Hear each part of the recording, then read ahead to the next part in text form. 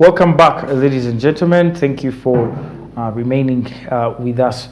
And now let's look into the bottom gainer here, MTN Uganda, who came out at the bottom of the market. And we see that MTN went down by 4.77 shillings, and that was a 2.51% drop in pricings. Now, looking at this stock of MTN listed in December, of course, last year, we can say he's one of the people that have had some good activity on the market with very many people trading. But MTN Group, you can see, began the year 2021 with the price of 200 shillings.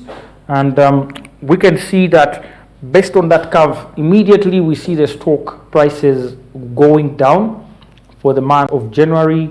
And then that was from January 3rd, as you can see there, rapidly to January 31st, and then further to February 28th. We see that there was a significant drop in prices. And since the listing of this stock on the Uganda Securities Exchange in December, we see that the market has never gone back up to 200 shillings. And we see prices going down from December down to January. And but with significantly, there was a rise again back to kind of the 180, and then here and there in the month of March, and then of course averages of 185. If you see this line of 185 shillings, it will cut across most of these lines here on the graph. And so you can see the pricing between 180 and 200 shillings. That's around 185. And then we see that this price maintained its value at 185 Ugandan shillings for quite some time. But lately, we have been seeing the stock going up, gaining almost on a daily basis, back to the 200 mark. But yesterday, the counter still came down by 4.77 Ugandan shillings after a loss of 2.51%. And we can say that this was also significant because we hoped maybe due to this consecutive rise in prices, we would go back maybe to the IPO price of 200, meaning people who bought shares at 200 have not yet gained back their value. But then we look at people who bought shares, for example, at this point on the graph. When you look at that point down there between the month of January and February, at that low, they are still at least on a capital gain of about 10 shillings or even 20, because you can see from 160 to 185 on average for those months. We can say that actually there was a little bit of appreciation for the price valuation for those shareholders. But shareholders who bought way back in 2021 have not yet seen value for their shares. However, during the annual general meeting earlier this year, actually in the middle of the year, around June, MTN declared a dividend which it issued to its shareholders, and that dividend was almost worth 4.7 Ugandan shillings. And definitely that was a reward or something to look up to for all the shareholders. Now, looking into talking about for example, the pricings of this particular stock, we can say that the stock traded yesterday a volume of 22.9 thousand, that is 22,900 shares, and a gross turnover of 4.24 million Ugandan shillings. And the shares outstanding are over 22.4 billion shares that are valued at 4.14 trillion Ugandan shillings. Now, the current performance of MTN stands as follows. On a 1 week basis, we see the company losing by 2.63%, and on a 4 week basis, the company has gained by 2.78%. And this basically means that you can actually be able to sell on a capital gain if you bought about a month ago. But if you bought about a month ago, you're still on the losing side. In terms of 3 months performance, it is still a loss, slightly less than the loss on the 1 week, but still a loss of 0.01%. Now on a 6-month basis, we see a loss still of 2.16%, while on year-to-date performance, we see a loss of 5.12%. Now, this MTN stock closed the day with a price of 185 shillings per share. That is a 2.5% drop, like we have seen from the previous closing day. But MTN began the year with the price of 194.99 Ugandan shillings, but has since lost 5.12% of the price valuation, ranking it 6th on the Uganda Securities Exchange in terms of year-to-date performance. MTN Uganda is the 4th most traded stock, and that is very significant to know the traded stock. Now, we looked at Bank of Baroda coming in position number 1, but MTN Uganda is the 4th most traded stock on the Uganda Securities Exchange, and this is evidenced within the last 3 months of trading, seeing, for example, from April 12th to June 2020 to June 22nd.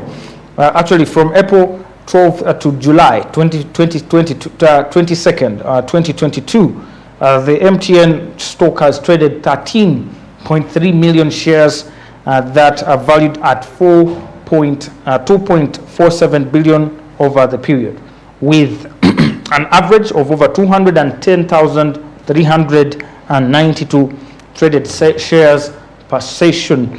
A volume high of 2.11 million shares was achieved on July 12th, that is during the same period. And looking into the table for the values that have been traded on the stock here, we see totals of 22,900 shares that are traded on a particular day, and then closing at 185, that was on the 21st of July.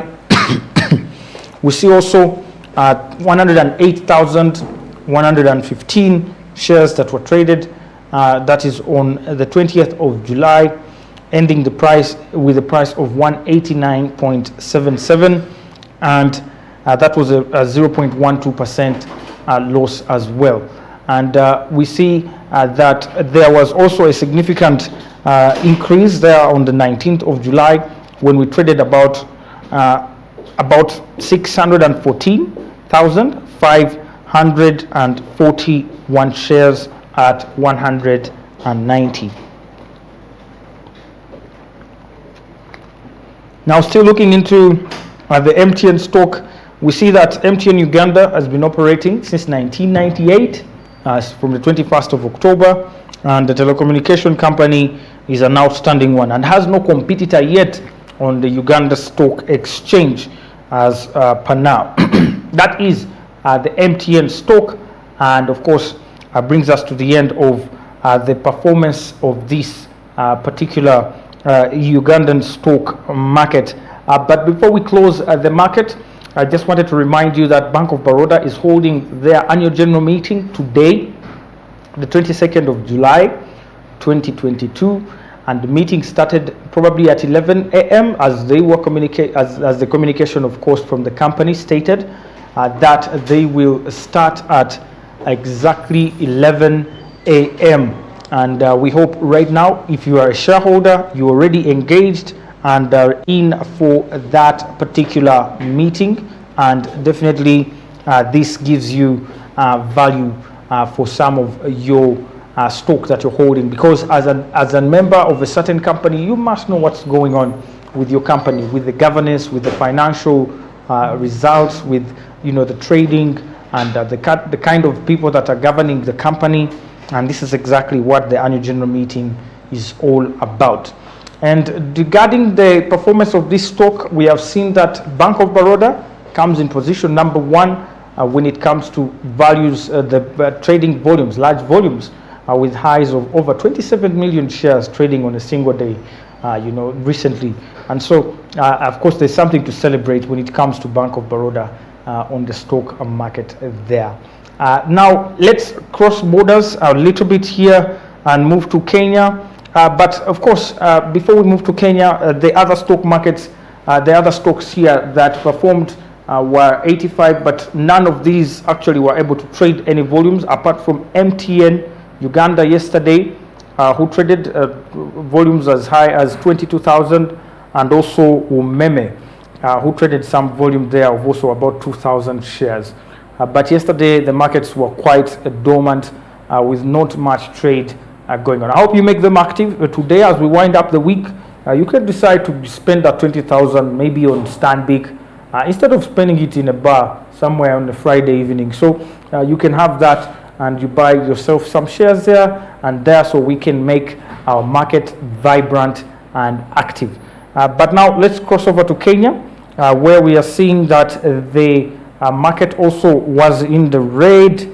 That you can see the stock exchange here, all share index actually went down in Kenya there by over 0.01 points. And that was a significant drop of 0.01% at the Nairobi Stock Exchange. And looking at, for example, you can see that these, for example, you can see on this graph that the pricings or the points for the NASI, that is the Nairobi All Share Index, have also been on a steady decline since last year, but you can see they are trying to pick up and go up again. But the market yesterday ended with at least about 41 participants on the NSE listed equities out of the 65 that are listed, and we ended the day with 17 gainers and 16 losers.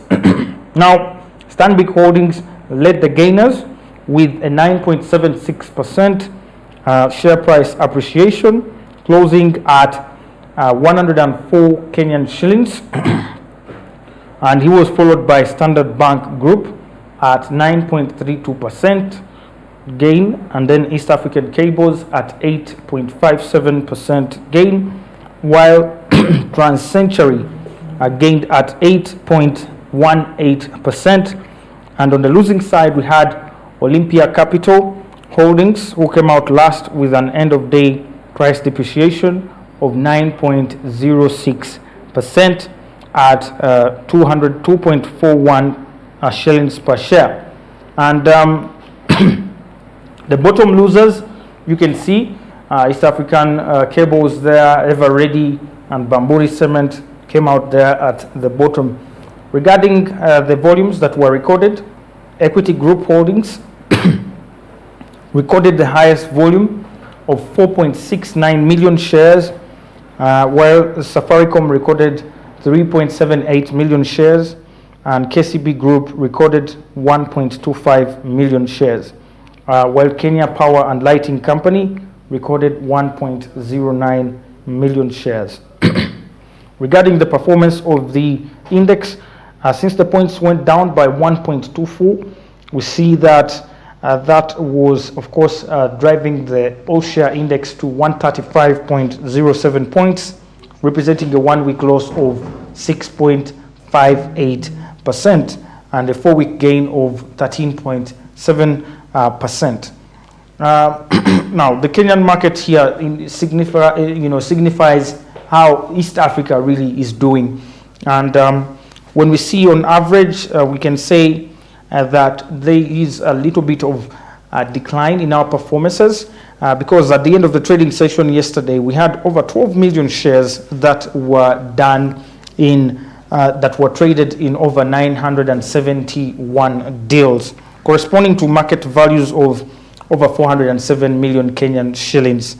And compared with the previous day, we can see that the data showed a 21% decline in volume, a decline in turnover, and we can see an improvement only in the deals. That's at about 6% improvement. And the NSE has a capitalization right now, as we speak, of about 2.1 trillion Kenyan shillings. And that's what we are talking about here on the Nairobi Stock Exchange. You can trade on this exchange via some stock brokerages and some stock brokerage firms like the Dyer and Blair, the Standard Bank Group, and maybe a couple of others could be able to help you trade on this stock exchange. But all you need is information to see that you invest in exactly what you understand. Now, as we wind up, definitely we hope to have someone from the Uganda Security Exchange very soon, but we will be giving you that and more of the details happening on the USE soon. However, if you would also want to invest in the other instruments like the bills and the bonds, the market is still open for that. And the bills and the bonds are auctioned after 2 weeks at Bank of Uganda. You can have several people who would want to maybe buy or sell that are coming onto the exchange. So if you would want not to invest just in these stocks here, you can still explore the option of finding the treasury bond and the bill market because it's also an attractive one as well. Excuse me. And definitely we will be giving you also a little bit of those fixed income securities later on as we move through the show. Now, let's look at a couple of headlines here, headline stories that we are looking into for these, of course, what has been making headlines for the past few days. Now, government is set to release 660 billion shillings all the 2022-2023 domestic arrears. Government has released 661.9 billion to clear all the domestic arrears that are budgeted for 2022-2023 financial year. The move seeks to save suppliers from cash constraints and to support business continuity and growing challenges. Over the years, government suppliers have decried delayed payment for supplied goods and services, and of course, some of which take more than 3 years without being cleared. According to the government consolidated domestic arrears report by Ministry of Finance of February 2022, there were more than 500 unpaid suppliers with outstanding payments due to ministries, departments, and agencies and local governments. Speaking during the first release of the 2022-2023 financial year in Kampala yesterday, Mr. Ramadan Gobi, the Ministry of Finance Permanent Secretary and Secretary to the Treasury, said all accounting officers who must be prioritized and of course must prioritize payment of service providers on time and clearance of the domestic arrears to avoid further accumulation of arrears and penalties.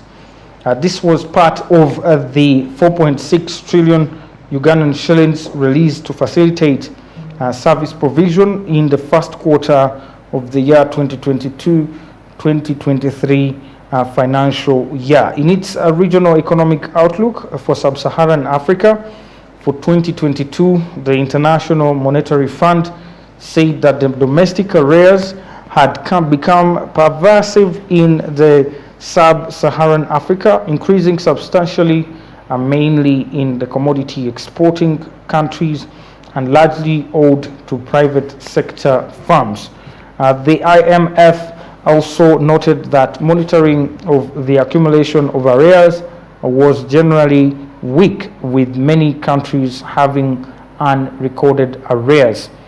This IMF indicated damages the private sector and has the potential to stress banking services, given that a number of private sector players are unable to sufficiently service statutory and other business obligations.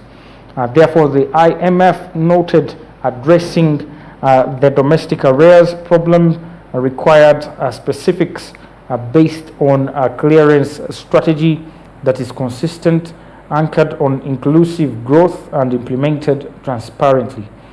If repayments must be rescheduled, priority should be given to the payments that maximize the impact on growth and have a positive distributional effect, and that is the IMF, according to a note that was released recently.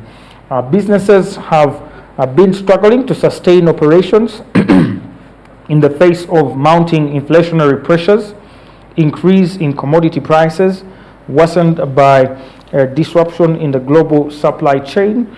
And however, Mr. Govi said that even with existing disruptions, prospects for the economy remain positive, with expected growth of 6.5% on account of full reopening of the economy, increased production and exports, import substitution, commercialization of oil and gas, and support to private sector, among others.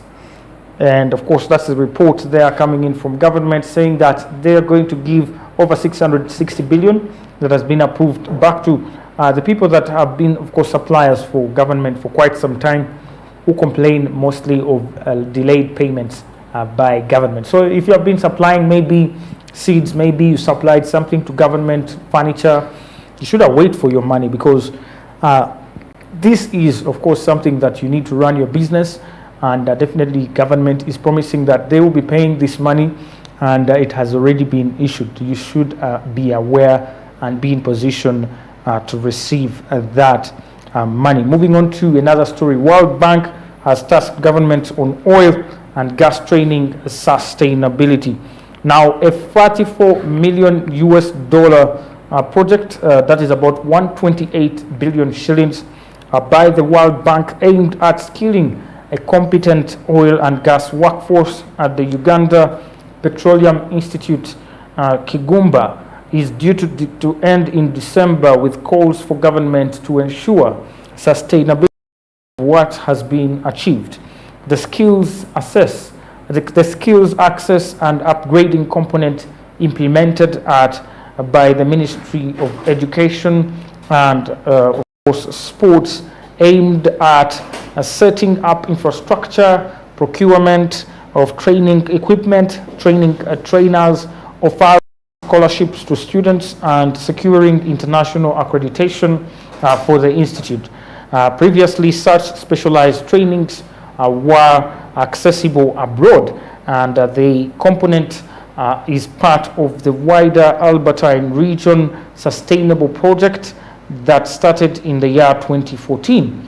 The other components are regional access and connectivity and local access, planning and development, worth 126 million US, were implemented by the Uganda National Roads Authority and the Ministry of Lands, respectively.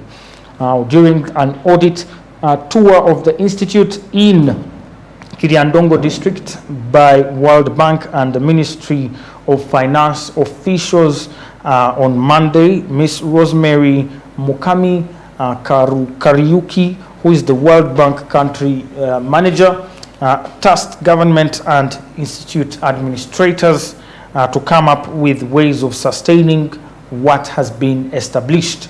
And sustainability, of course, she mentioned, is something that they would like to see emphasized. And of course, what they're interested in is to see that the extent these institutions can broaden their reach beyond the initial expected student body, clients, and industries that will benefit from the skills from this institute. And of course, she advised that they would broaden their scope in terms of the people that they train, and market the institution, as well as working with the private sector to bolster the institution. That was according to Ms. Kariuki. Now, Mr. Stephen Ajalu, who is the World Bank Task Team leader, said that the need for a maintenance plan, there's a need for a maintenance plan, and of course they do not know if they will have one in place, but it will not be good for those that complete the project, especially for this institution without a maintenance plan. And the Uganda Petroleum Institute Kigumba was established by government in 2010, specifically to train oil and gas artisans and technicians in preparation for the nascent petroleum industry that experts have said will open up thousands of jobs. It offers training in upstream and downstream operations, mechanical and electrical and instrument maintenance. And of course, according to Ms. Agnes Arak, a component coordinator at the Institute, she indicated her accountability report that they have put in place 5 workshops, 1.2 kilometer access roads, a gate supplied training, and ICT equipment and furniture. Ms. Arach also boasted of successfully developing a curriculum and securing international accreditation for the Institute. And the team now has just 4 months to complete a multi-purpose hall as well, currently in the 68% progress, as well as training more than 500 students. That, of course, was a report from World Bank there saying that government should ensure sustainability in terms of the trainings that are done by the UPIK, the Uganda Petroleum Institute, and seeing that they can be able to continue producing technical people that are going to play a very key role in the oil and gas sector. We're going to go into another quick break, and of course, we will return very shortly. Stay with us.